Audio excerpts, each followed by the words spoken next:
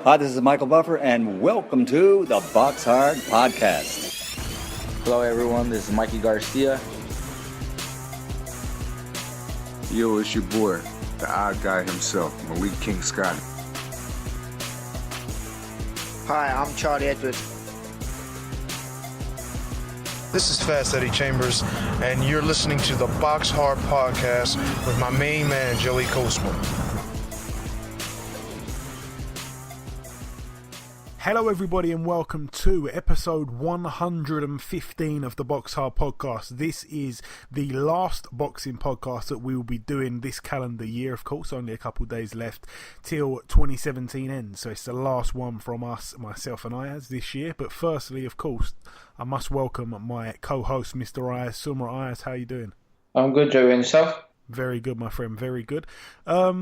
So yeah, this show obviously, like I say, is a show that we promised the people last week because all the other boxing podcasts have decided to take a break. So in that time, you know, those people that just live, eat, sleep, drink boxing, they need something to get them through that little period, I suppose, between Christmas and New Year. That little period where things are a little bit dead, I suppose. Things, you know, some things are not open, some things are, you know, some people are off work, things like that. So it's just one of these little shows that we're going to do here. It's going to be bite-sized. It's not going to be nothing big. We're not going to be doing too much rambling, but we said we'd give you another show, and that's what we're going to do. There's going to be 2 interviews as per usual. The show may be a little bit different than normal. Yeah, we're going to be speaking to Josh Kelly. That's a really good interview. There was a little bit of a sound issue with it. I've tried my best to tweak it up and fix it. It's a really good interview, but I'm going to put that on. That's going to be the last interview of the show. That's going to close out the show, so to speak. The reason for that simply because the sound, but he's a very good interview. You can, you know, just give it a go, and you can hear everything he says, but there was a little bit of an echo problem, so I apologise for that. Also, the first guest will be Ishe Smith, the former 154-pound world champion. He'll be joining us. So there's not really much to talk about. I mean, we did Knockout of the Year last week. We did Fighter of the Year. We did our pound for pound lists. So this week we sent a tweet out on Twitter basically asking for, you know, the listeners and our followers and stuff like that for their opinions on what great fights could be made in 2018. Which big fights are you looking forward to? So we got a few replies, and really we're just going to divide up the show. We're gonna do some of those in part 1, and then we're going to do the other ones in part 2. So it's just going to be really pretty much talking about fights that may happen in 2018, mega fights that we all want to see, and myself and Ayaz may jump in with 1 or 2 of our own. So yeah, let's get started with the list. So basically, I put this tweet out on Twitter, Ayaz. We've had a few replies. We've had a few decent, suggestions here. So we've got quite a few actually sent in by Sean Brown. That's at sbrown2pt0. He sent in Usyk versus Gassiev. Now, obviously, both guys are in the World Boxing Super Series tournament in the cruiserweight division. That tournament itself has been amazing. For me, though, I mean, Gassiev's obviously got the fight coming up with Daltikos. I don't think he wins that fight. I think Daltikos probably beats him, in my honest opinion. And obviously, Usyk's got to take on Maris Bridis. I think that Maris Bridis against Gassiev's probably a better stylistic matchup, in my opinion. The shocking thing about Gassiev, he's only 24. And that's shocking because he looks a lot older. I'm just reading that now, only being 24. But I don't know. I mean, you know, he had a really close fight with Denis Lebedev, one that he won by split decision, you know, a year ago now. But I don't know. I mean, he's got a decent resume, but I don't know. I mean, you compare it to Usyk, and obviously Usyk's only had the 13 fights, so like half the amount of pro fights, than what Gassiev had. But obviously he's got a good amateur pedigree, Usyk. But I just think that Usyk's probably the man who could probably win that fight, and he's a slightly shorter guy, but just with the southpaw stance and the awkwardness and the movement of Usyk, I think Usyk could probably get to Gassiev. I'm not sure if he stops him, because I think Usyk, I think maybe his power's a little bit overrated. I know he's got 11 knockouts from 13 wins, but I don't really think he's a massive puncher. I think that out of the two, Gassiev may have the bigger bang on him. I'm not sure. It's a bit of a toss up, but no, I mean, I think Usyk could probably get to him, and if not stop him late, then maybe just outpoint him over the distance. I don't know, man. It's a hard fight, and I'm not going to sit here and say I've seen loads of Gassiev. I haven't, but I mean, Usyk's looking really special. He's my number one guy in that division. But like I say, I think Dorticos could probably beat Gassiev. We'll have to wait and see. But yeah, I mean, Gassiev against Breedis, I think that's a great fight. But I think Gassiev would probably win that fight, to be honest.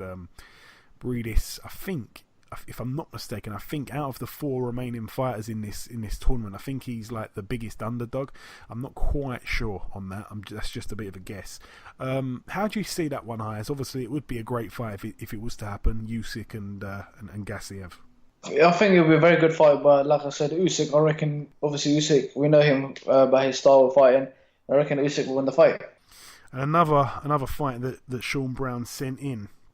Another good fight, you know. He knows what he's talking about here. He sent in a great list. Kovalev versus Beterbiev. This is a fight that I wanted to happen probably about a year ago. But Beterbiev, you know, he had some promoter issues, I think, outside the ring, and he's only kind of just broke onto that world level scene, I suppose. Even though, you know, his first few fights were against really good opponents, he didn't take things easy. He really got in there with good fighters straight away. But you know, actually being up in the top 10 and all that kind of stuff, he's just captured a title now, Beterbiev, and you know, people weren't really impressed with that performance, and I don't want to knock him too much on that, but I don't know, there's two ways to look at this fight. Obviously Kovalev, some people saying he's over the hill. I don't really think so. Beterbiev, obviously a big puncher, 12-0, 12 knockouts, but you know, they had some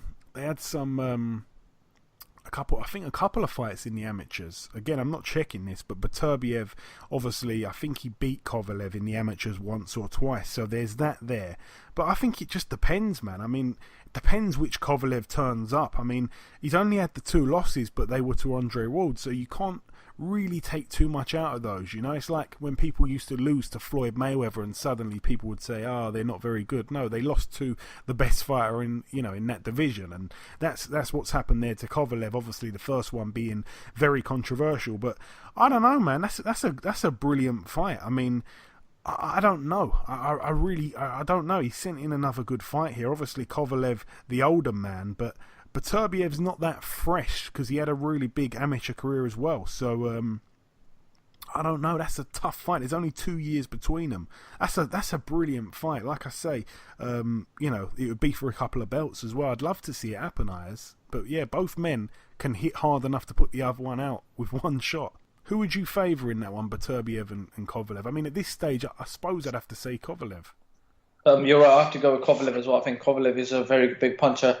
He's for top guys, but I reckon, like I said, with Kovalev's experience, I reckon he'll win the fight. Yeah, I mean, the experience it could play a big key. You know, obviously Kovalev's fully adjusted to the pros, you know, so he should have. And Beterbiev in his last fight, like I say, I watched it against Enrico Colin, and you know, he didn't look that great, and we haven't really seen Kovalev not look good. You know, Kovalev's looked good in every fight, aside from the second one against Andre Ward, and you know, he wasn't bad in that fight, but I've already spoke about that. So I don't know, for me, I think Kovalev would beat him at this stage. I mean, I really like the look of Beterbiev. I remember watching his first couple of fights when he just turned over and he was just, you know, banging people out in the first round and stuff. So I'm high on him, but you know, that's a brilliant fight. I'd love to see that happen. Sean Brown's also sent in Stevenson versus Jack. Again, this is a fight where I really like the look of Badu Jack, and I criticised him before because he got knocked out, obviously, you know, by a bit of a journeyman. And since then, he's just gone from strength to strength. Obviously, you know, he's just moved up now. He took on Nathan Cleverly, who looked absolutely shot, and he completely battered him, and he looked really good. But, you know, I kind of question what was Nathan Cleverly doing in there. He was awful, and surely he must have known that in his camp, because he just looked so shot-worn. It was unreal. And he's obviously retired after that. So I'm not going to jumped the gun too much on Badou Jack being the real deal, so to speak, at light heavyweight yet, because I think Cleverly was, he kind of had one foot out the door a little bit. So, yeah, I mean, he did well to pick up a title, Cleverly, to be completely honest. I mean, he really did, but yeah, I think that Badou Jack blitzed him and in style as well, so credit to Badou Jack, but I don't know if he's 110% the real deal yet. We talk about Adonis Stevenson. He's a man who hasn't really wanted to fight a live body for quite a while. And obviously, he, to some extent, must have one foot out the door because, obviously he's getting up in there, in age as well. So, it'd be a great fight. And it simply comes down to, obviously, Badou Jack would be getting properly tested for the first time at light heavyweight. Obviously, Adonis Stevenson being a southpaw as well. And, his left hand is absolutely beautiful, straight down the pipe. He's got one of the best left hands in the game today. Simple as that. And, age isn't a problem with that. He's still got that power. Absolutely. But it's just a case of if Badou Jack can take away that left hand, take it out of play, and beat him on points. I don't think Badou Jack could knock I mean, he probably could, because let's have it right, Stevenson also got knocked out once upon a time by a bit of a journeyman also. I don't want to be too harsh on Darnell Boone, but it did happen, but that was some moons ago, and so was the Badou Jack loss, I suppose. But I don't know, it's a bit of a stern test straight away, but I do want it to happen. But I think Badou Jack's definitely, probably the more rounded fighter, and I definitely would back him to win. I hope he'd win, but it is a hard fight to pick. But if I had to side, I think I'd probably go with Badou Jack on that one. Ayaz, what's your thoughts on that? Badou Jack, because I reckon Badou Jack has stepped up big time since that loss he's had on his record first. He's improved as a fighter. We've seen him beat Anthony Durrell, beat Cleverly up. But yeah, I'll edge it to Badou Jack. Yeah, I mean, I agree. It just simply comes down to, what Stevenson's got left against a good fighter. He hasn't really fought one for a long time now. You've got to really look on his resume at a really fresh fighter. I mean, he hasn't fought an unbeaten fighter. I'm looking at his resume now. He hasn't beaten an unbeaten fighter since his fourth professional fight. He beat a guy who was 3-0, and he hasn't really, since he picked up the title, obviously he did it against Chad Dawson. He looked brilliant there. Chad Dawson hasn't really looked the same since. That was a great win. Chad Dawson was 31-2. Then he took on Tavoris Cloud, obviously beat him. Bellew, we know what happened there. Fonfara obviously had 2 matches with him. Thomas Williams Jr., good win, I suppose, but he was really stepping up in level. Sakio Bika, he didn't get him out of there. Tommy Carpensi, poor defence. I don't know, man. I think I probably would favour Badou Jack. Just once again, I want to say that there. But no, he's a brilliant southpaw. Very, very underrated in some ways, Stevenson. The way people talk about him, he is a bit of a, I don't want to call him a chicken, but he is a bit of a ducker, let's be completely honest. And yeah, but I mean, as a fighter, he's a good fighter, but he just doesn't really want a live body in there. And I think that there's a reason for that. I think it's the age factor. Triple G versus Canelo 2, Ayaz, and I'm gonna say this now, and I'm sure I said it before. The first fight was a brilliant fight, as we all know. I thought that Triple G did enough to win. I think that you agree with that. In the second fight, I've got to be honest, I think Canelo is getting better all the time. I think that Canelo, we've both got Canelo and Triple G in our top 3 pound for pound lists as we went through last week. But I think Canelo, it pains me to say it, but I think Canelo's going to probably come into this fight a lot smarter, knowing what to expect, and just a lot better, actually. I think he would have worked on a lot in that fight. And I think that Golovkin, for me, slowed down a little bit. And I say that because, he was on that impressive knockout streak, and then for a couple rounds he didn't look great against Kell Brook. Then he went the distance with Danny Jacobs. Then he went the distance with Canelo. You know what I mean? So it's a little bit harsh, but I think that Canelo might outpoint him this time. And it pains me to say it really does, because I wish the fight happened a couple of years ago and Golovkin would have definitely beaten him. And I hope Golovkin can pull it off. I really do, because Golovkin's a smart guy as well. But I think the timing's right now for Canelo to beat him, and it's a shame because I love Golovkin, man. He's probably my favourite fighter in world boxing, and it is what it is. But I think Canelo could do it in the rematch, but I hope I'm wrong. Yeah, I agree with you on that at the moment, Joey. I reckon I thought Golovkin won the fight. The judge, I don't know what they're watching in that fight, but I personally think Golovkin. I think Canelo will beat him on points if the rematch happens. Yeah, me too. And we're going to try to whiz through these a little bit quicker. He's also sent him Thurman versus Crawford. Again, it's a case of what Crawford's going to be like at 147. He was the man at 140, but I don't think the competition was really there. I don't want to take too much away from him. He's excellent, but and again, he's in my top 3 pound for pound. But in fact, I said before that Canelo and Triple G's in our top 3. I think Canelo was my 4th and also your 4th, if I remember correctly. So Crawford is in our top 3 for sure. Crawford. It just depends what he's going to be like at 147. Like I say, the competition wasn't the best at 140. There were some good guys, but there weren't any Danny Garcias, any Errol Spences. There wasn't any Keith Thurmans, maybe any Sean Porters. There's big names there. Kell Brook obviously just moved up, but 147's obviously been a brilliant division for years and years, and I think that dependent on what he looks like at the weight, it will tell us everything that we need to know. Keith Thurman, I've got to put, for now, the number 1 man at 147 because he's fought the right guys and he's beaten them all. He's still undefeated. He's still a world champion. So, for me, he's the top of the pack at the moment. But if Crawford can...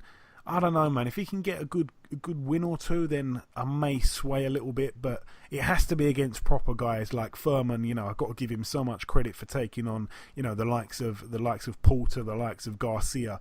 Those were brilliant fights. Those were 50-50 fights. Let's be honest, and he came through both of them. So I am really big on Thurman. Again, he's been out for a little while. Some people say he's trying to duck Errol Spence. I don't believe he's trying to duck anyone. I think that he's a tough guy. He's earned his right to be at the top of the pile in that division. So for me, right now, I'd have to edge Thurman simply because I haven't seen what Crawford's all about. But saying that, Crawford is definitely higher in my pound for pound list than Thurman is. So it's one of them ones where I'm not too sure yet. But I'd love to see Errol Spence against Terence Crawford. And I asked Spencer Fearon what he thinks would happen in that fight last week, and he said that he believes Crawford would beat Errol Spence. So that's a fight I'd be more up for watching. But yeah, I think Thurman's at the top of the pile until Terence Crawford gets a couple of legit bodies on his resume at 147 first. What's your thoughts on that one, Ayaz? Well, Thurman, he's a very good fighter. We see him just beat Danny Garcia. He's been out there. He hasn't fought since the Garcia win. Crawford, we saw him at 140, cleared out the division. I want to see him fight at 147, one fight, then I can find out who wins from that fight. Yeah, you're sitting on the fence. That's all right. Like I say, we try to whiz through these a little bit quicker. Lomachenko versus Garcia. I'm guessing that's Mikey Garcia. Obviously, we know the fight's not going to happen. At least for the foreseeable future anyway. Mikey Garcia's took a fight at 140, and obviously Lomachenko's still at 130, and I don't really see him moving up to 140 too quickly if he even does. It's obviously a tough one. Garcia's big for depends at what weight it's made at as well. He's big for a lightweight, I think, Garcia, but obviously I don't know, he's not that big for. Yeah, he is. He's big for a lightweight. He is big for a lightweight. So he'd definitely have the size on his side, and obviously that'd be a big advantage to him. A little bit similar to what it was like for Rigondeaux and Lomachenko the other week, but obviously Lomachenko's my pound for pound number 1. He's the more skillful guy, but I just can't see the fight happening. I'd probably like Mikey Garcia to do it because I really like Mikey. I think he's extremely underrated, and he's not a household name, unfortunately, to the casual fan. But it's a tough fight. I mean, it would depend what weight it's at, but if it's at 135, then I think it's a brilliant, almost a 50-50 fight, maybe 60-40 to Lomachenko, just based on what he's been doing lately. I don't think he'd make Garcia quit, that's for sure. I think Garcia's got a huge heart, and if the fight was somehow made at 140, I think that I'd probably favour Garcia, maybe 60-40 to him. What's your thoughts on that one, Ayaz? Garcia, Mikey Garcia and Lomachenko. Depends what weight it's at. Oh, that's a very tough fight. Mikey Garcia, we've been seeing him beating a lot of fighters. We've seen him beat Broner last. Now he's fighting Sergei Lipnets. Lomachenko made 3-4 fights, quit on the stool. Depends what weight it is. Lomachenko is going. If he goes up to another weight, I still reckon I'm going to favour Mikey Garcia in this fight. And coming down to the last couple now that Sean Brown sent in, he sent in Inoue versus Zolani Tete.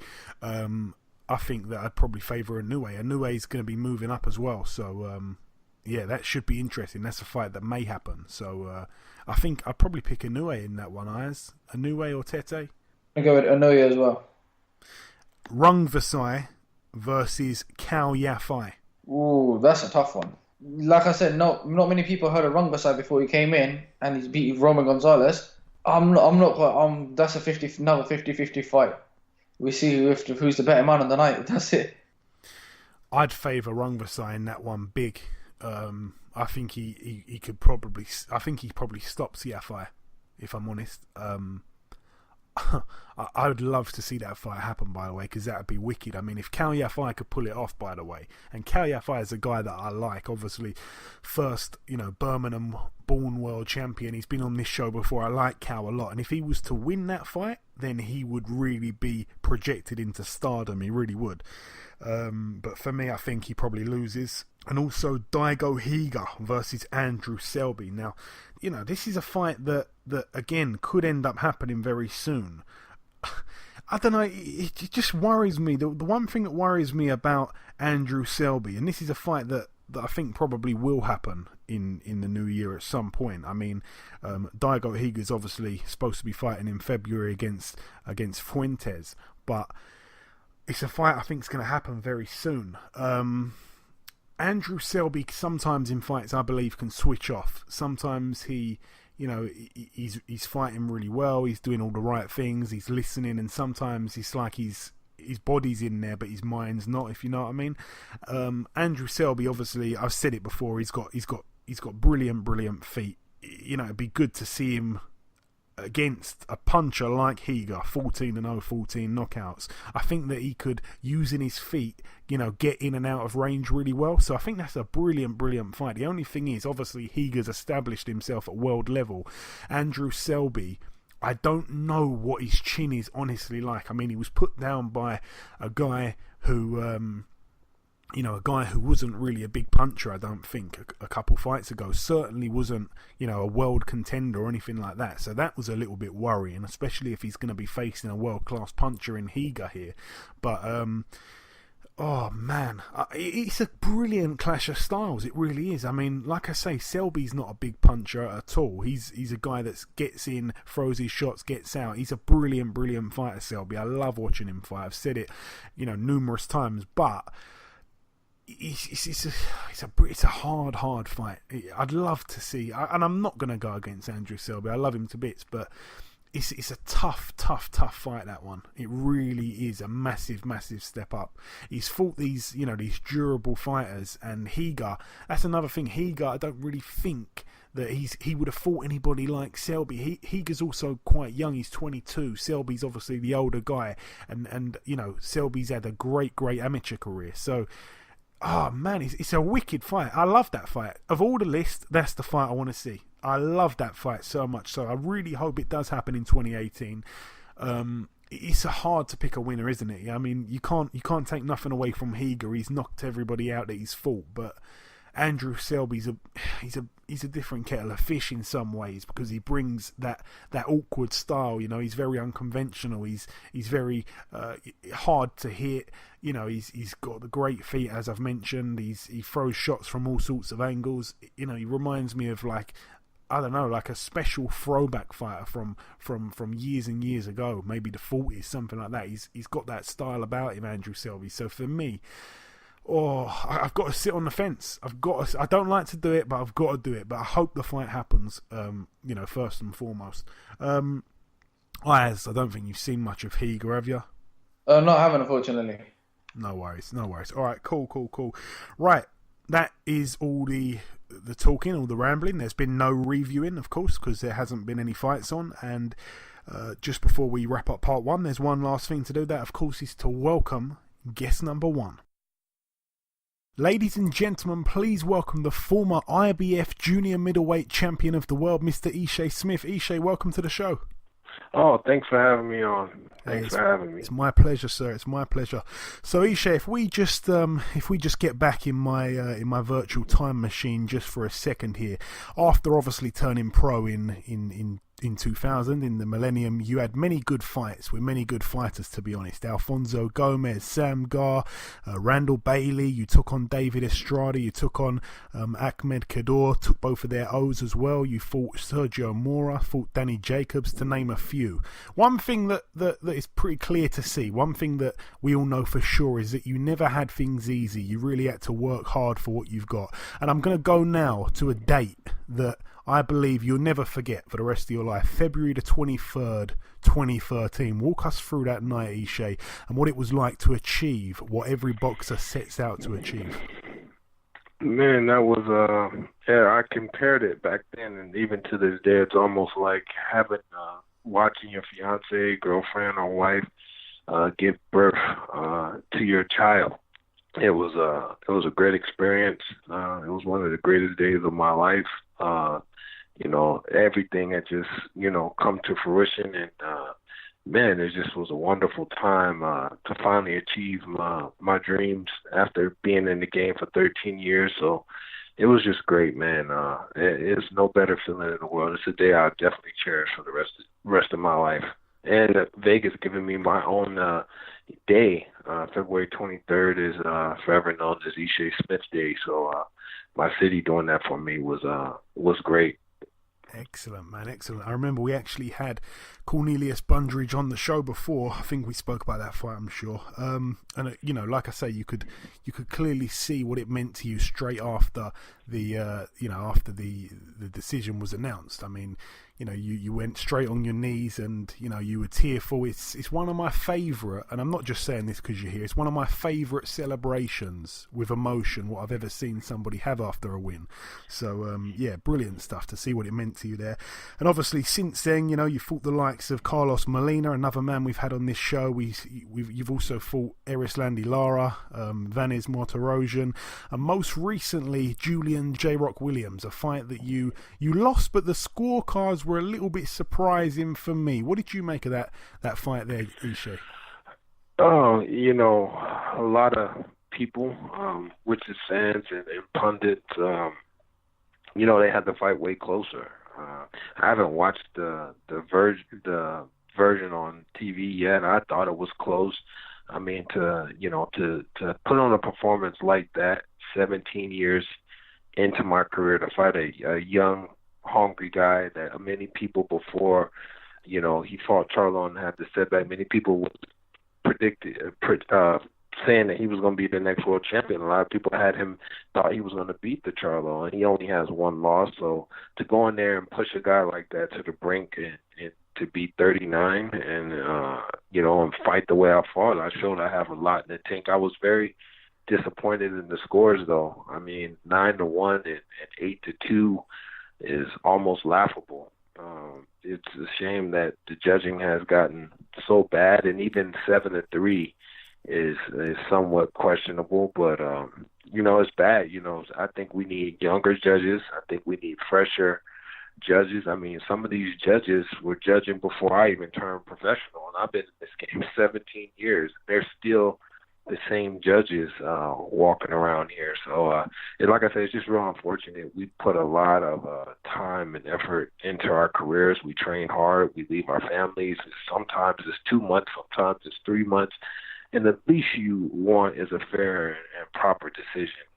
Win, lose, or draw. You want to feel like it was fair. But when you perform so well and you have a judge score the fight 9-1, that's very disappointing. Yeah, I have to agree. I mean, I tried to. They didn't show it over here on TV. I had to go on the internet and find a stream of it, and I tuned in from about round 6 onwards, or maybe about round 5, like halfway through the fight, and I I gave you more than 2 rounds in the second half of the fight. I haven't even seen the first few rounds. So yeah, it seemed like the judges were a little bit off the ball in that fight. And also, I actually thought, and I mean this not in a rude way at all, but obviously it was a Mayweather card. I thought that if there was going to be anyone getting a little bit of love from the judges, it would probably be you over him. So it was really wrong, in my opinion.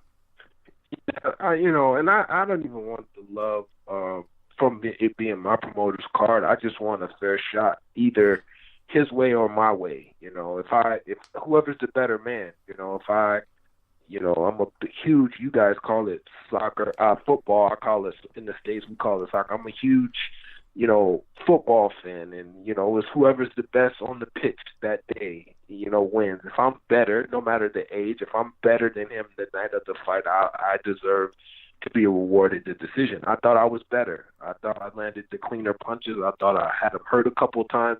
So to just give me 1 round is just, like I said, very disappointing. Yeah, I have to agree. And Ishe, obviously, this year as a whole has been a pretty bad. Well, pretty is really a bit of an understatement. A real bad year for you, not just obviously inside the ring, but outside the ring. I mean, that situation there, I just really wanted to touch on it, just for those that may not know what has happened. Is it been the toughest year of your life or your career, Ishe, this year? Yeah, I've had some, I call my career, it's been full of up and downs, roller coaster. It's been like a roller coaster ride. Kind of when you go up and, you anticipate the going down, but it's like I was just going down here and it never came up. Like the ride just never ended. This was definitely inside and outside of the ring, one of the toughest years of my life, dealing with death so close to my family, so close to my kids, so close to me, and, the longevity of not being able to fight, being out 14 months for absolutely, no reason to be out that long. That was very tough, and just trying to maintain financial obligations, trying to keep my kids' health insurance paid and, stuff like that. That's just been it's been a very challenging year, and I don't think people realize how challenging that is. It's easier to look on the outside and say things, but it's harder when you live that life. It's easier just to tell a fighter, go get a job. Most of fighters don't have an education. They don't know where to get a job or what to do. And then when all you want to do is fight, it's tough when you're not fighting. So it's definitely been a challenging year. I thought definitely, a bit of a disappointment year, even though it was one of my better fights. It was one of my, it was a great fight, and, the scorecards didn't reflect how good the fight was, but, it was still a disappointing year for me. I mean, I only fought once this year, so to me it was a disappointment. Yeah, I agree with you there about, the judges' scorecards not really reflecting how good the fight was. But just to backtrack a little bit there, and for those, like I say, that may not know what has happened this year, if you can correct me if I'm wrong at any point in this, I just want to let the listeners know, obviously, your ex-wife and mother to your 3 children was targeted at random as she was sitting outside a shopping mall. Obviously, she was shot in the back of the head with a shotgun from close range in a complete surprise attack. Am I right with all that, Ishe? Yeah, that is absolutely correct. The trial's supposed to start, I think, early part, maybe January or February. It was completely random. We didn't know who the guy was or anything, or she didn't even know the guy. She didn't even see him coming, and he completely just snuck up behind her and shot her in the head. So it's just been one of that coupled with being inactive. It just was just an awful, just an awful year. And I dealt with a lot of things in my career, a lot, but this definitely was very challenging. Times I didn't want to box no more. Times I didn't even know whether I was coming or going. So it was, it's just been one of those years, man. And to cap it off with a great fight like that was, it was great, but still disappointing. And like I said, the judges, and just a disappointing year altogether. For no fighter wants to be off 14 months, especially one that wants to make another run. Whether I achieve that second title or not, I still want to be able to make a run at it. Yeah, and one thing I wanna bring up as well, Ishe, something that while you're here, I think that I should say to you. Obviously, you posted a letter on Twitter that I've seen. It's your post. It's your pinned tweet. A really really sad thing that one of your daughters wrote, which I read it, and after about 2 lines I start crying. It's a really emotional letter. I just really wanted to say, that's obviously a very personal thing, but a really, really sad thing. I just really wanted to say, I wish you the best, along with your daughters, of course, through this awful situation. But surely after something like that, Ishe, and I'm not trying to make excuses for you, but how can you go into a big fight against Julian Williams with your mind in the right place just months after something like that?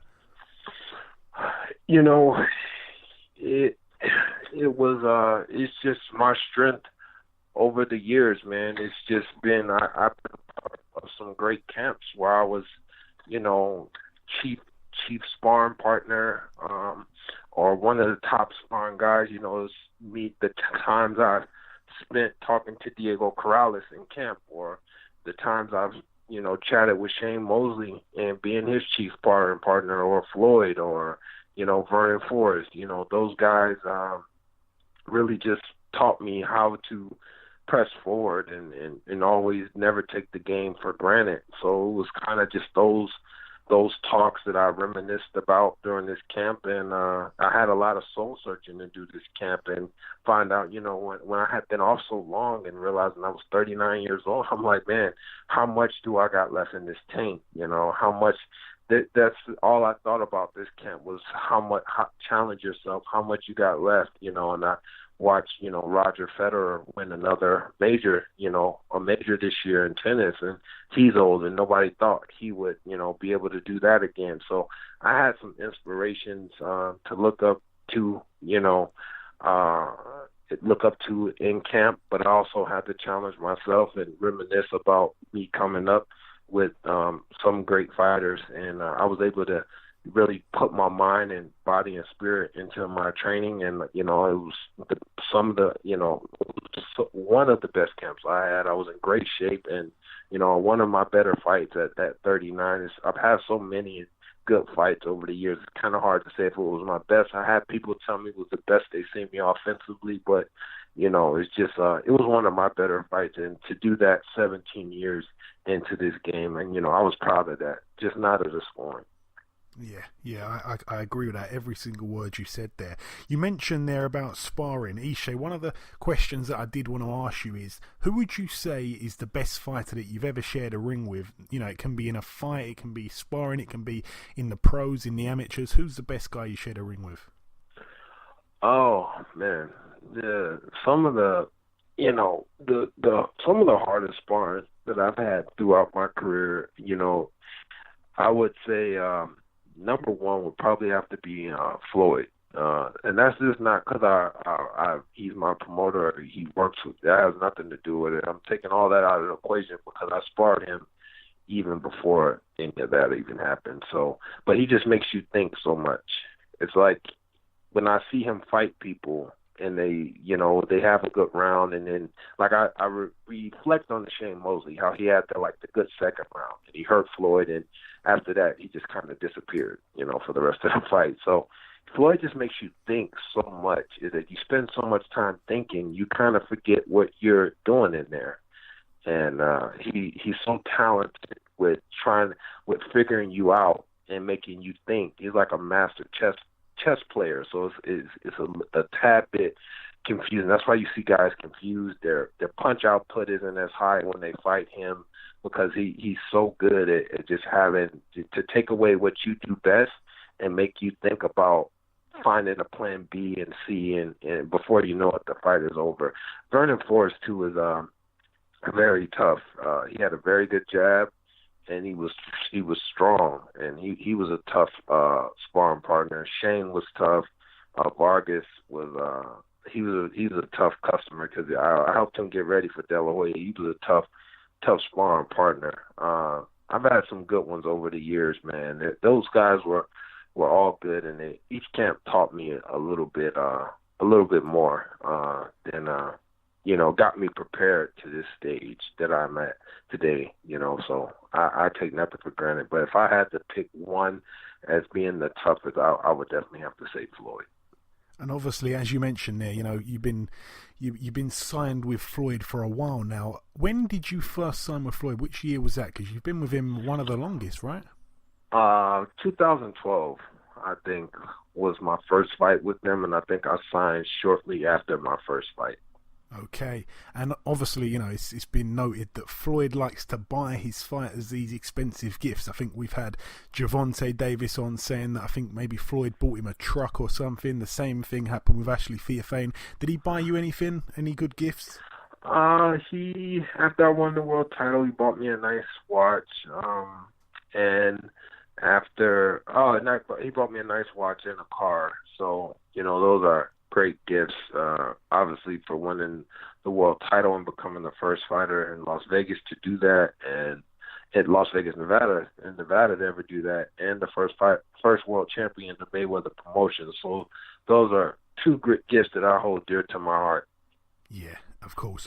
And the last question on the past, so to speak, who would you say out of all the people that you've shared the ring with also hit the hardest? Oh man.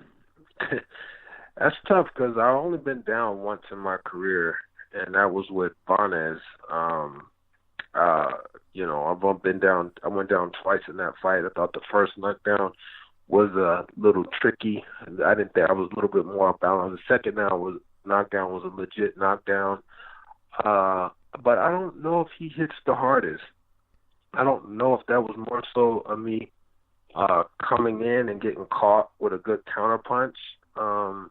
I've been in there with some strong guys, man. And if I had to pick one pound for pound, that was probably the strongest puncher out of all of them, will probably have been Randall Bailey, man. He was strong, and then I fought him with only 13 fights, and he was known, he was like 27 and maybe one or two with like 24 knockouts. He had like more knockouts than I had fights. So if I had to pick one as being pound for pound, the best one I've been in there with through the years, it would have to be him. He was strong, man.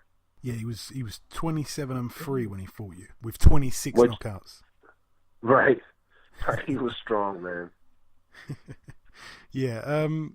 And also, obviously, as I said, you've had a few hiccups this year, to say the least. Did you manage to have a decent Christmas in the end, by the way? Yeah, God is good, man. I always make do with what we have. Never ashamed of what I don't have, and always make do with what I do have. And my kids and myself had a decent and a great Christmas, and that's what it's all about. I do for them, and I fight for them, and it was a great Christmas. I'm blessed, man. Brilliant, man. I'm happy to hear that. Back onto a more positive note, of course. Your record right now, 29-9. You've never been stopped. Your age, 39, as you said, coming off a good performance. But you feel like you've got at least one big night left in you, to say the least. Because, like I said, that last performance was really good, as I've said a few times now. You like the idea of fighting in the UK, you've said recently. Would you be looking at fighting at 154 like usual, or would you consider moving up to 160, Ishe? I would either or. Obviously I'm open to fighting at 160 in the UK if the fight is big enough, and I'm definitely open to fighting at 154. I know you guys have some great champions there. There was a small discussion about me possibly fighting Kell Brook. I don't know what happened. I think they went a different route, but they did. Eddie Hearn did have a conversation with my team about it when we got to a number, and I think they just went a different route. That's a fight I would be interested in. Any 154-pound fight I would definitely come over for. It's not even about money. You know, it's just about being able to say I did it. You know, I've been in the game 17 years, and I've never fought in the UK, and the UK has some great fans. They're very great boxing historians, and Anthony Joshua is selling out 90,000 seat arenas. I don't even think we can do that here in the States. You got, they really support their own, and I would just love to be able to fight. Say I fought one time in front of the British fans before my career is over, and no matter who it is, but definitely 154. I know you got Ishe Smith there. You got some good fighters there, so I would definitely, 154 or 160 is something I would definitely be interested in. Yeah, those are the two names I was going to throw at you. Obviously, Kell Brook moving up to 154. He's fighting a guy called Sergei Rabchenko, who I don't know too much about, if I'm being honest. And the other name, obviously, there, Liam Smith. I think that would be good. Obviously, at the moment, he's highly ranked with the WBO. He's the number one mandatory for Saddam Ali. But that would be good, Smith versus Smith. And not only that, but obviously, his promoter, Frank Warren's recently worked with Floyd himself for the Gervonta Davis first defense. So that is a fight that I believe could end up happening. Yeah, right. Like I said, he's a great fighter. It's so many good fighters over in the UK, man. I mean, it's just so many. The 168 fighters, 68-pound fighters are you guys are stacked with those over there. And then obviously, I think the best heavyweight in the world, and Anthony Joshua. It's a lot of good fighters over there, but I would definitely love to come there and fight them. Like I said, the fans and just the atmosphere is something I want to experience before, I'm done.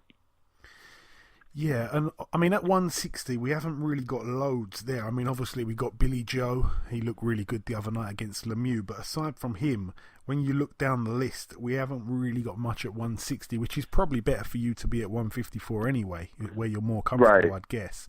But no, for me, I like the Liam Smith fight. I just like the Smith versus Smith slogan, if you like.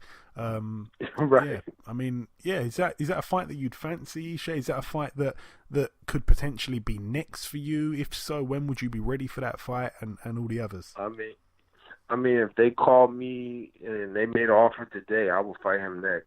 I'm from the old school, man. And old school fighters don't care about losses. Old school fighters just care about going out there and performing.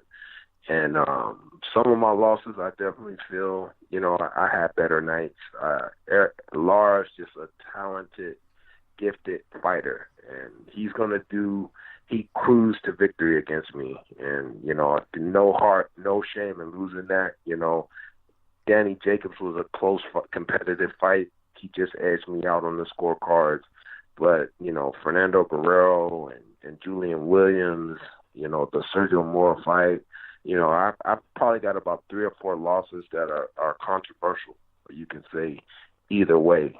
So if they call me, I will go over there in a heartbeat, to make that fight happen. I will go over there next. So I know he's got the number one. He's the number one to Saddam Ali. So he's probably waiting on that. But definitely in the future, if they call me for that fight, I will go in a heartbeat.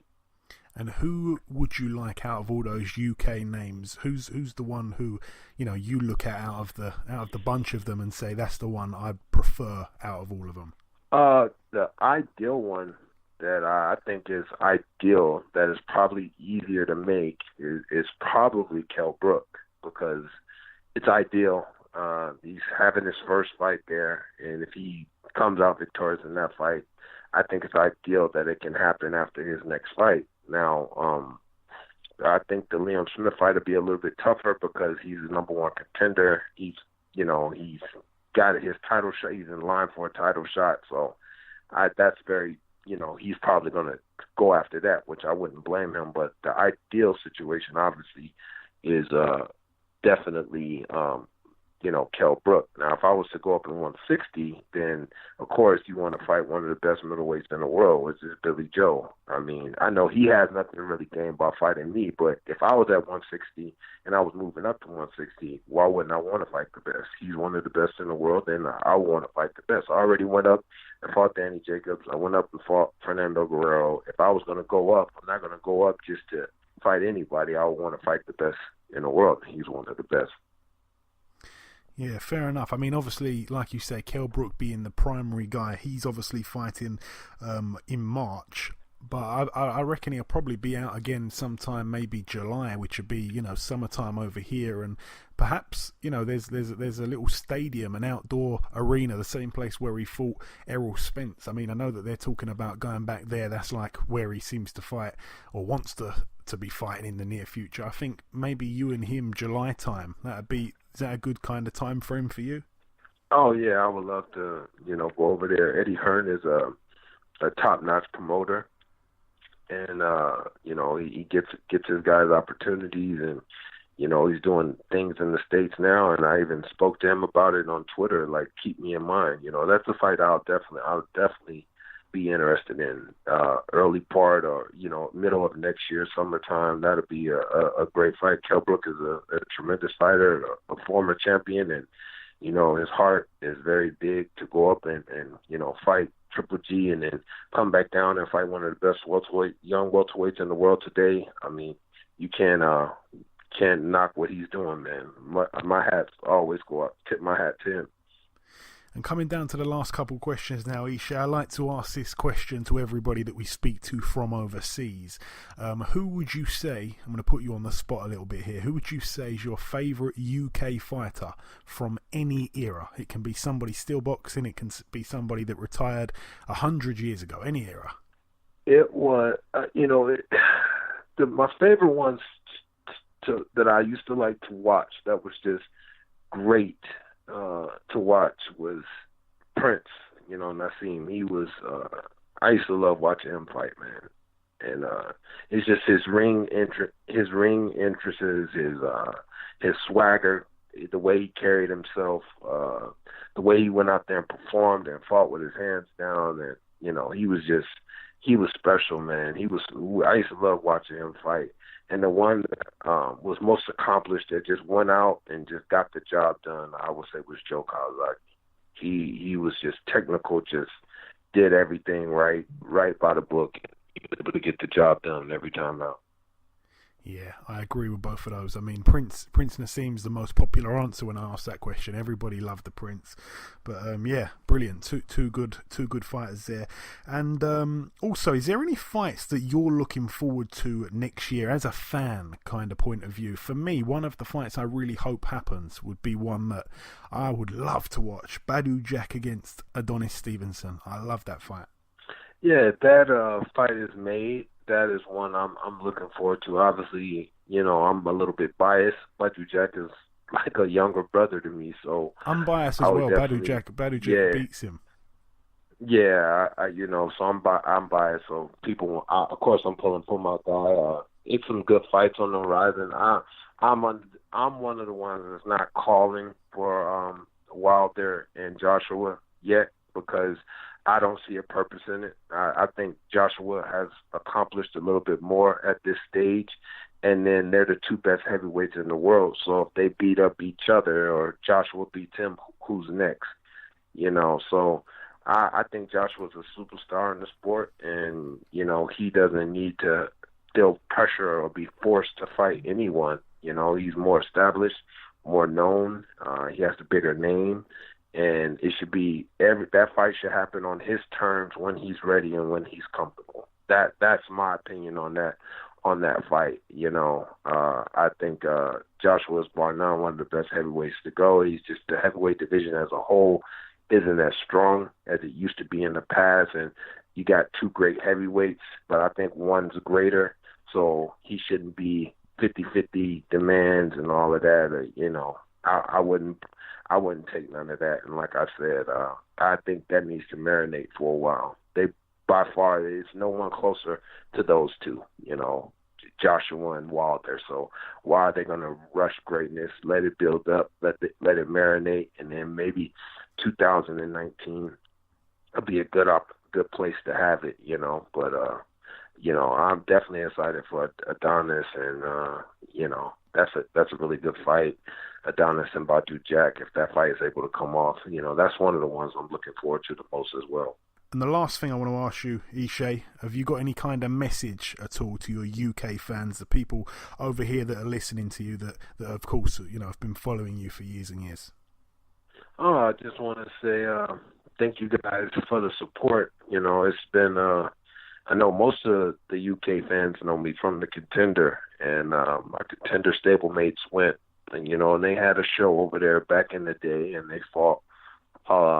He was basically the Contender fighters against UK fighters. So, and I wasn't a part of that, but I'm definitely want to make it over there and fight in front of them. In the near future, there's some lovely fans, and before I'm done with this sport, I would love to go over there. So I just want to thank them for the support throughout the years. I have a couple fans that have been following my career for a long time that I've met through Facebook, and Instagram, and there's some very honest and great fans, and they protect their own. So I will say you can't say nothing about one of their own fighters. So they're passionate fans, and I love it, and I definitely want to fight there in the near future.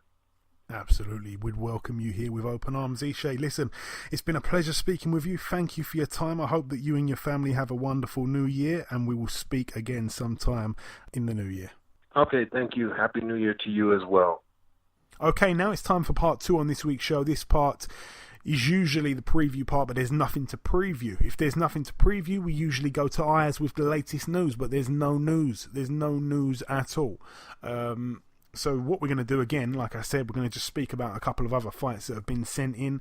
We've been sent in a couple of fights from a regular listener. This is Danny at Valley Legend on Twitter. He has sent in Deontay Wilder versus Anthony Joshua.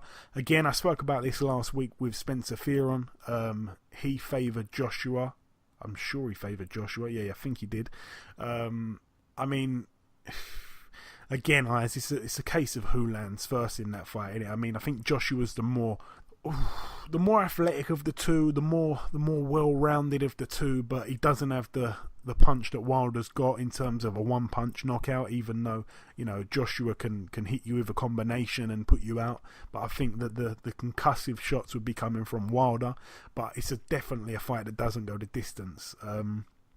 I'd have to favour Joshua, just simply because I think Wilder is a little bit easier to hit.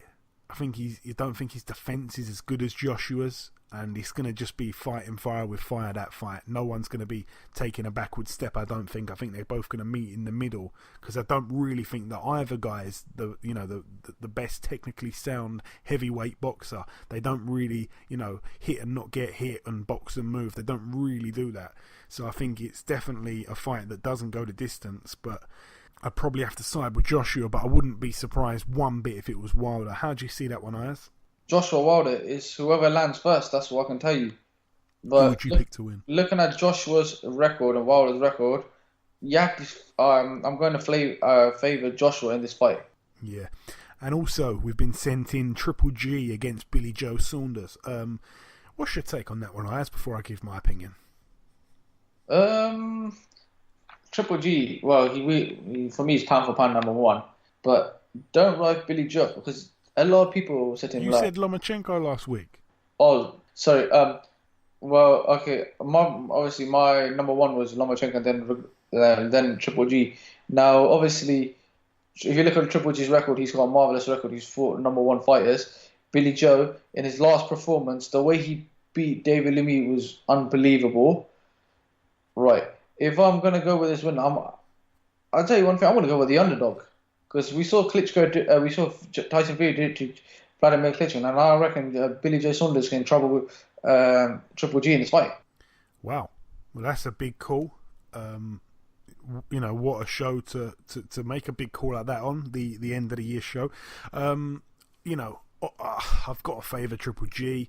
I love him to bits, but the pride side of me gets in the way. Like, I want the Brit to always win, of course. So it's hard for me to pick a winner, but I think I'd probably side with Golovkin. I mean, if Billy Joe can fight like he did the other night, then obviously it makes for a really, really great and hard to pick matchup. But I think Golovkin, obviously, with the better resume, he's done it time and time again, sensational amateur career. I think Billy Joe, Obviously he hasn't fought anybody like Golovkin, and to some extent Golovkin hasn't really fought somebody who's, a southpaw and who can move and who's got great feet like Billy Joe. Billy Joe's not going to stand there and trade with him. He's going to just get in there. He's got a good jab, so is Triple G though. He's going to get in there and, land his shots and get out and be very smart. So he hasn't really had that fight, and especially this late on in his career where I really think he's slowing down a little bit. It could be a banana skin, but I'd have to side with Triple G at the moment, for sure. But yeah, great fight once again. Also, Lomachenko versus Linares. I think that's a nightmare fight for Linares, to be honest. Obviously, it would have to be at 135. Linares, he holds the belt there. Lomachenko could perhaps move up and take that belt. Both guys have got brilliant feet, and I've been talking about that a lot with these last couple of fights. These fighters have got great feet. Linares is brilliant. He's an excellent fighter. He definitely posed a few problems to Lomachenko.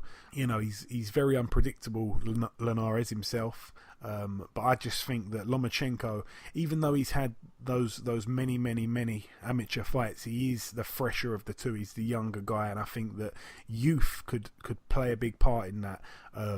I think Lomachenko looks unstoppable at the moment, doesn't he? So it'd be a brilliant fight, and that's not many people are talking about that fight. So that's a good shout there from Danny. Yeah, I've got to get your winner on that, Ayaz. Lomachenko Linares 135. I'm gonna go with Lomachenko. Yeah.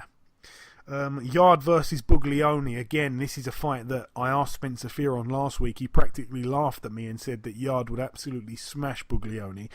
I am not answering it because I like both guys and I just don't want them to fight because I really like them both. They're two of the nicest guys in boxing. So, yeah, I mean, I've said it before though. Yard looks the absolute part. He looks the real deal. He looks like a future world champion. He looks like, a potential cash cow. He looks $1 million, but he hasn't really got the resume. And that's all I'm saying. He hasn't really got a resume. Don't get me wrong, I've said it a million times.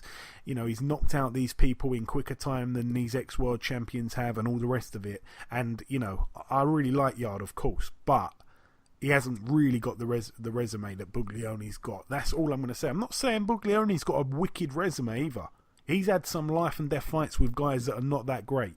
But he's seasoned. He's faced adversities. Yard's had everything his own way. You know what I mean? So, I don't know. I don't know. If Yard really is the real deal, then I think he could stop Buglioni.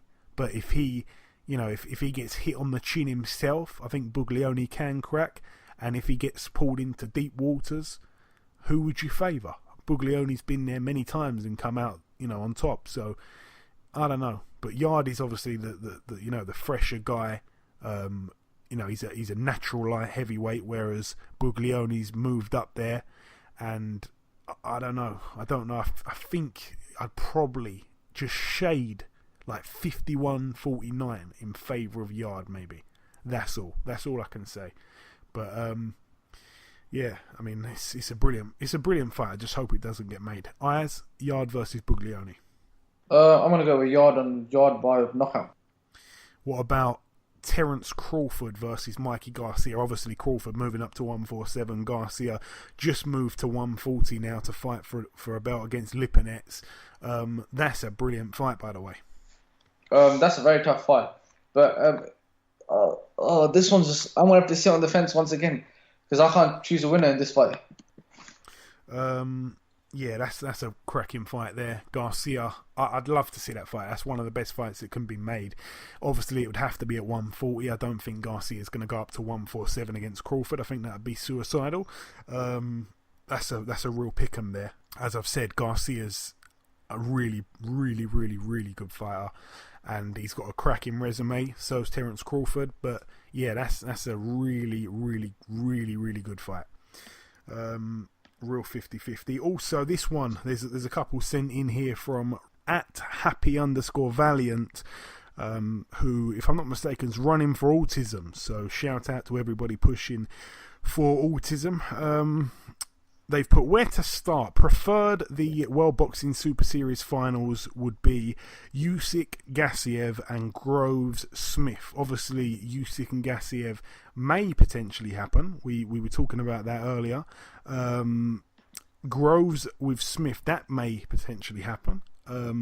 Obviously, we broke down the Usyk and Gassiev fight, Ayaz, but Groves and Smith, who wins that for you? Callum Smith, George Groves.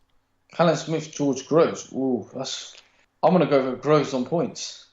Oh man, that's a good fight. I mean, do you know what? I'd have gone with Callum Smith before Groves' last performance, and actually before both of their last performances. Smith didn't look great against Skoglund, and Groves looked really good against Cox. But before that, I'd have probably said Callum Smith. So it's a 50-50 fight, isn't it? I mean, I think my opinion will change after their next two fights. I mean, it's no given in both of their fights. Callum Smith's taking on Bramer, ex-world champion, and Groves is putting his belt on the line against Chris Eubank Jr. So really, really hard fights to come through. But I think that if Groves does a job on Eubank Jr., then I'd probably favour Groves. But it's no given. A lot of people picking Eubank Jr.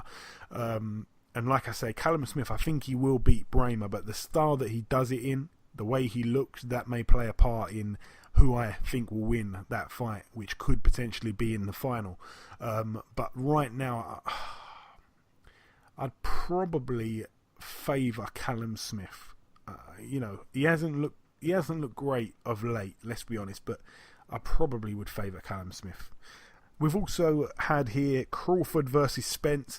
That's simply a fight that I really, really want to happen at 147. Like I say, Spencer Fearon already said last week that Crawford would win that fight. I think, again, depending what he looks like, I think he's got the tools to beat Spence. That's a mega fight there, Ayaz. What's your thoughts on that, Crawford-Spence?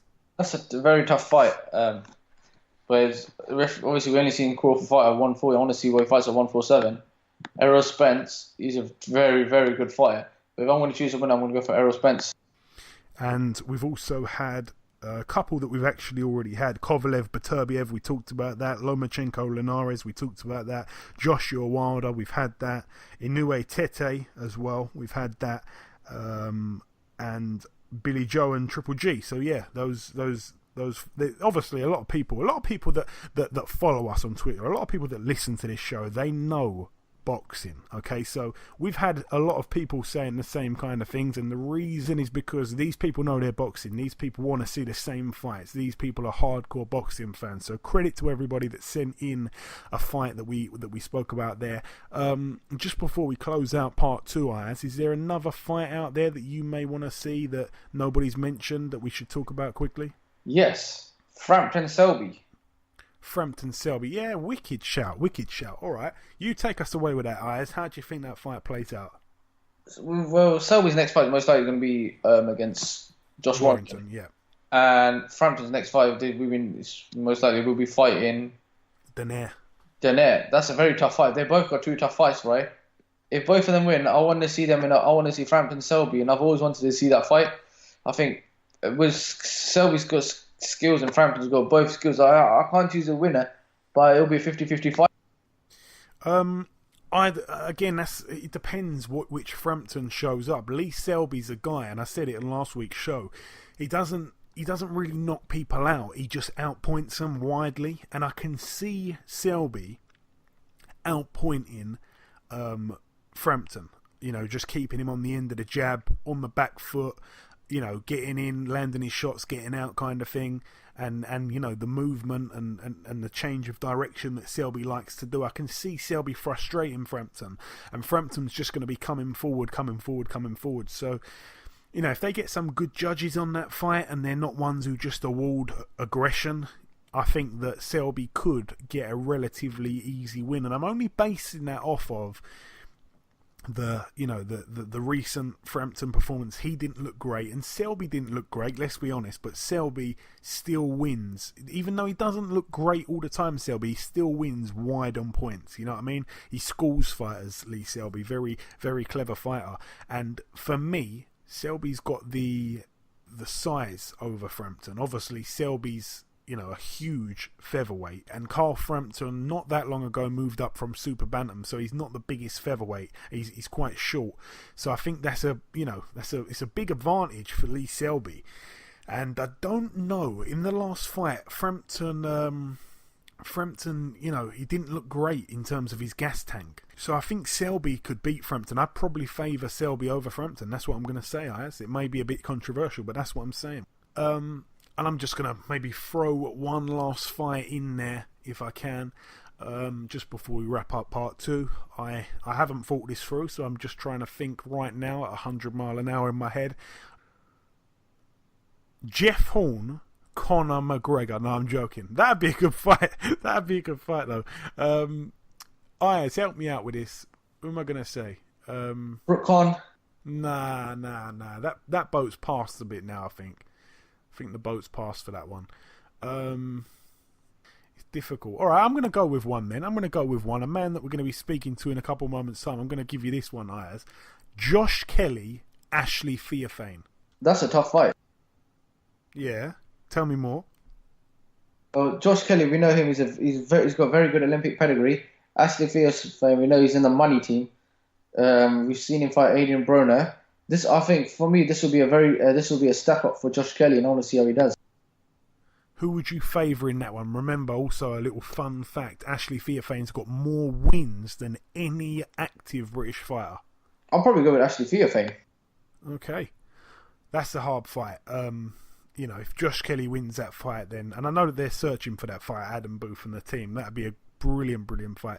In fact, let us know what you guys think about that fight on Twitter at BoxHard Podcast. Ashley Theophane versus Josh Kelly.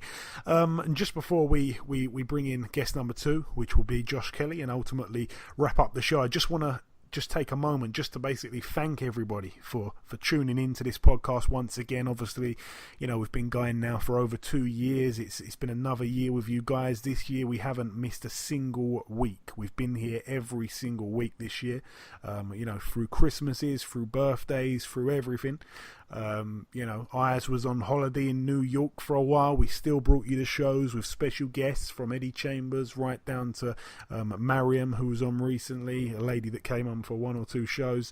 We've had loads and loads of people help me get the show out, but I've been here every week, so I just want to say thank you very much to the listeners that have also been with us for those shows.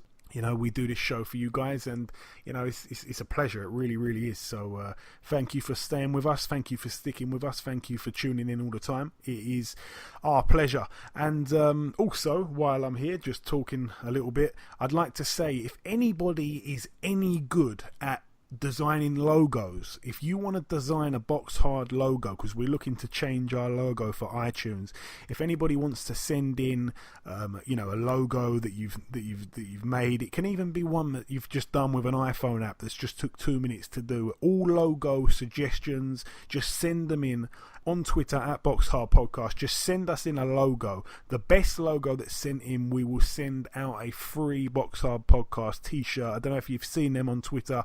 They are nice. A few of them have been won in competitions recently. So that really wraps up part 2. Just before we end the show, there's one last thing to do, and that, of course, is to welcome our second and final guest. Ladies and gentlemen, please welcome the 2016 Team GB Olympian and now undefeated professional, branded as one of the hottest prospects in world boxing, is Mr. Josh Kelly. Josh, welcome to the show. Yes, mate. Nice to be on. Again. I'm been looking forward to it. Me too, my man. So, how about that for an intro right there? Nice one. I know that. There's a bit of a build-up there. I thought that was a good intro. I don't know whether I deserved it. I thought it was more, but you do, mate. You do. So, Josh, we last spoke in May. It was after your second fight as a pro. At that stage, you were 2-0. Obviously, now you're 5-0, and I just want to really go back in time a little bit. That third fight that you had was one where you knocked Tom Whitfield out in the first round with that unbelievable attack using just your left hand. You hit him with 8 unanswered left hooks in a row, which was pretty incredible. What did you make of that fight there, Josh? A very quick one for yourself.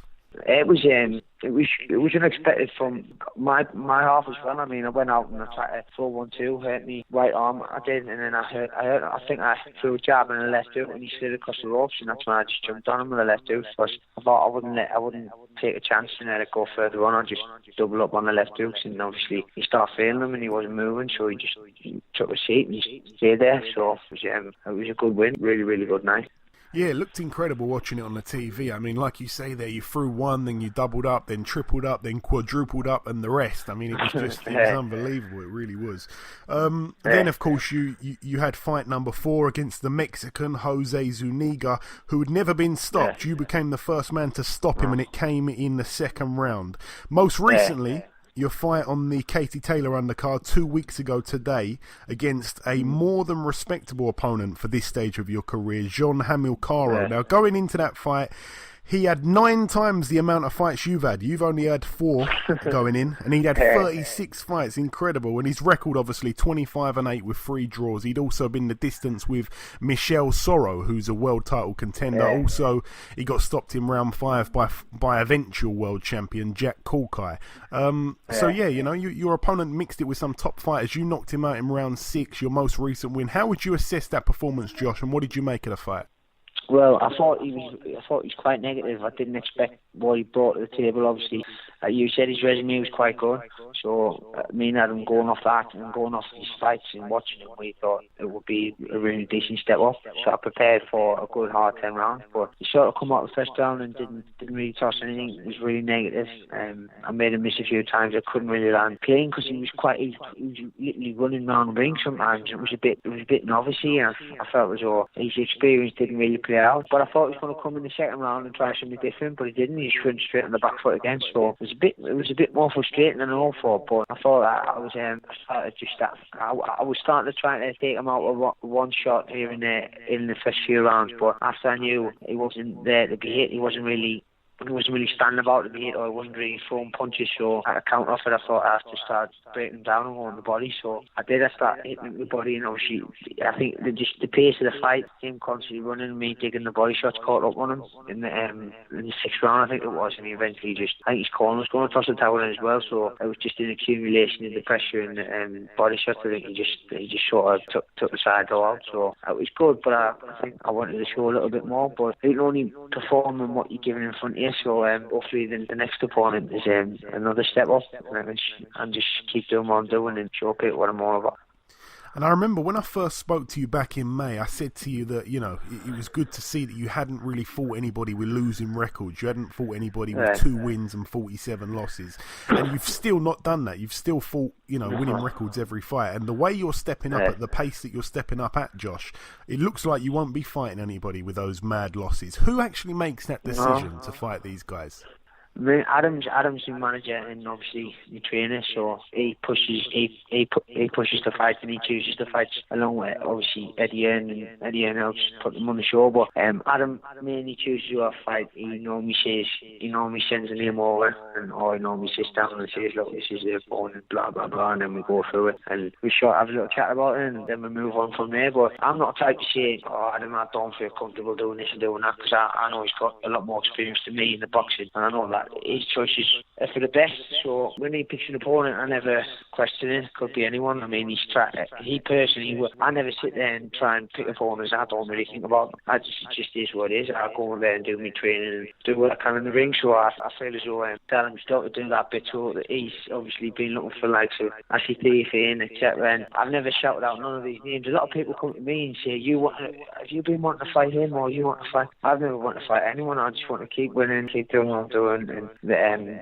Adam's sort of the matchmaker, so the manager, so he picks a fight for me, so he's the one who's getting these big names, so he's obviously confident in this, and then I'll just keep obviously filling him with confidence in the gym, and every time I'm fighting, so I can't wait for another step up. Like you said, I haven't had one losing record yet, and I think it could be the first.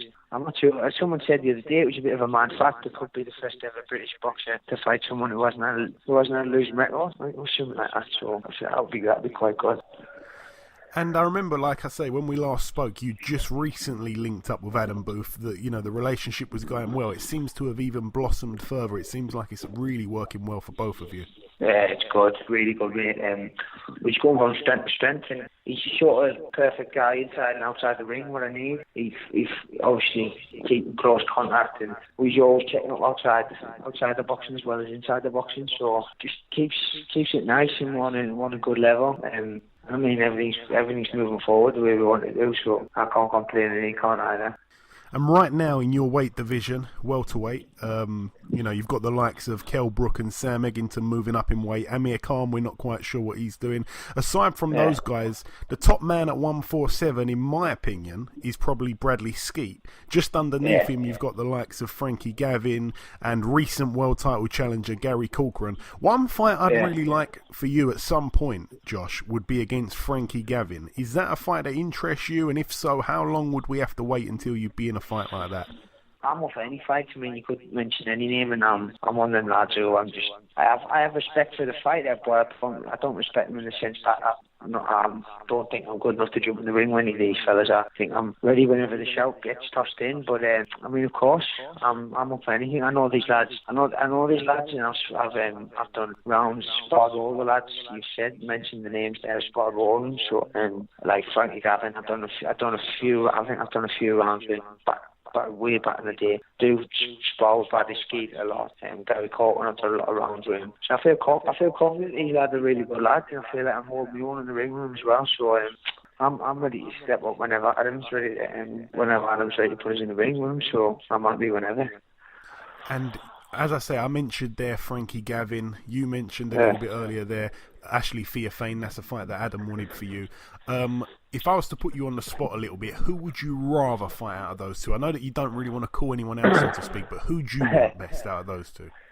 Well, see who comes, see what happens. I think Frankie Gavin's fighting for IBO world title, isn't he? I think a bit of a version of a world title. I'm not sure what Ashley Stevens is doing. He's going off the radar off, sort of thing. I'm not sure he's trying to get a money fight against someone else before fighting someone on the up and coming. Because I feel as though I'm only having 5 fights myself. It's a bit of a risk for these lads to take, because if they start taking fights against me and they get beat, then where do they go next? Because I'm sort of 5. I'm just a novice in this pro game, so it's a bit of a mad one. But if they take fights against people who's well established and had more fights and more wins, they can sort of come back and bounce back and then probably get me. But I'm pushing that one. I want any fight I can grab my hands on who's big out there, any names, I'm on it. Anything and anyone. So out of them two names, I'm not really sure if that's a sort of a choice. If they're into the next thing, I'm not really sure what's happening, but I know I'll be fighting around March time, so I'm sure that an opponent will see if any of them names get tossed in the mix.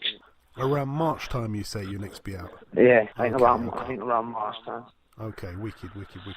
And also, it's been an excellent year for your gym mate Ryan Burnett. A real unbelievable year for him, hasn't it? Yeah, mate, couldn't have asked for a better year. He's been absolutely flying. Yeah, he really has. And as you say there, you'll next be out looking like maybe March time. Are you... Well, I'm going to ask you this actually, rather than asking you what you believe the plan is. How many fights would you like to have in the next calendar year? I think 4 will be quite comfortable. Probably 1 March, 1 before the summer, 1 after the summer, and then 1 before Christmas. Because, like you said, I'm not moving at a normal sort of... I don't seem to be moving at a normal pace, what normal prospects are moving at. I mean, if you're doing 6 rounders, 8 rounders against people who's coming there to get beat, then you could say, fair enough, you can have a lot more fights. But once I'm moving into 10 rounders and possibly 12 rounds towards the end of the year against people who really come to win. I mean, that French kid wasn't a good example. He was there too. He was supposed to come there too, but obviously he had different plans. But so I think 4 fights will be enough because of the training leading up to each fight. If you're fighting for 10, 12 rounds, there's a lot of hard training going into that, a lot of hard sparring, and I mean. I'm not for it because I think every fight's going to be a massive step up by the time the end of the year comes. Could be fighting for like some big titles or in the mix of some big names. So let's just keep our fingers crossed and keep the W's coming. Absolutely, my man, absolutely. And talking about recent things with you, obviously you had your own Christmas advert on the TV for JD Sports. How was that for you? How was that for you, Josh? Yeah, it was mad, mate. I enjoyed it. I could get used to being on the telly. When I first seen myself out, I was a bit shocked, but it was quite good, and all the build up and working on set and everything. It was an experience. I'm open for any adverts. If any other people want to toss us on their advert, I'm sweet. I'm ready to go, so it's all good. Have you ever been watching TV recently then, and the adverts just come on and surprised you? Doctors. I was watching I'm a Celebrity a lot this year. I watched a lot of that.